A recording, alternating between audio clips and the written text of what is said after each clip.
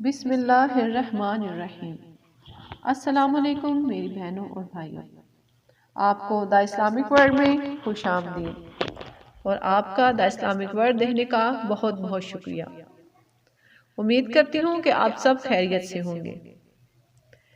اسلام کے دوسرے بہادر اور انصاف پسند خلیفہ حضرت عمر کی زندگی بچپن سے جوانی اور جوانی سے وفات تک بہت حیران کن ہے، جو رہتی دنیا تک مسلمانوں کے لیے مشعل راہ ہے۔ بے شک وہ تاجر ہوں، سپاہی ہوں یا حکمران، سب کے لیے ان کی زندگی رہنما ہے۔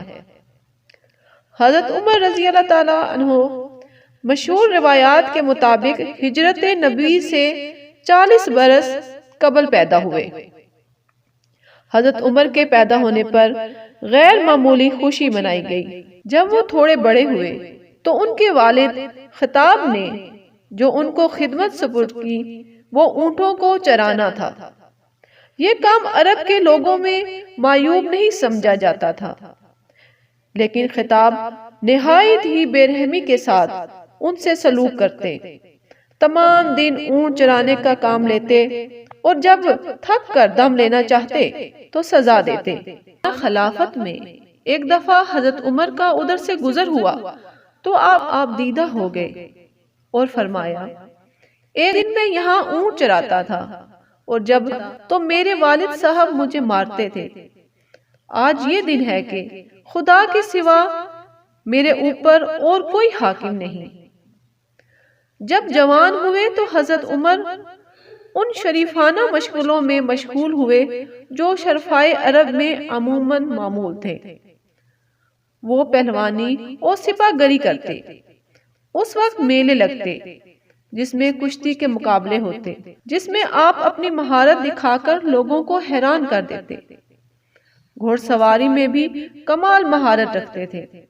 اسلام لانے سے پہلے قریشی نے ان کو سفارت کا منصب دے دیا تھا، اور یہ منصب صرف اس شخص کو دیا جاتا جو قوت تقریر اور معاملہ فہمی میں کمال رکھتا تھا۔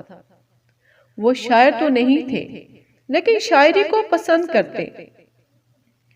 قریش کے تمام قبیلے میں صرف 17 لوگ پڑھے لکھے تھے۔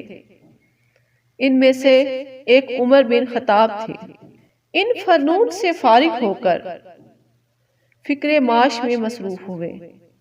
عرب میں معاش کا ذریعہ زیادہ تر تجارت تھا، اس لیے انہوں نے بھی یہی شغل اختیار کیا اور یہی شغل ان کی بہت بڑی ترقی کا سبب بنا۔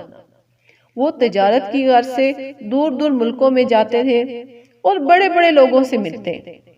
خودداری، تجربہ کاری، معاملہ فہمی، یہ تمام اوصاف جوانی میں اسلام لانے سے قبل پیدا ہو گئی تھی۔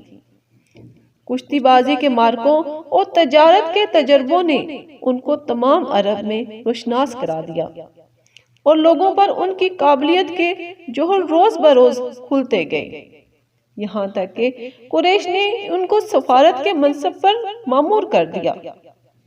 قبائل میں جب کوئی پرخطر معاملہ پیش آتا تو انہی کو سفیر بنا کر بھیجتے۔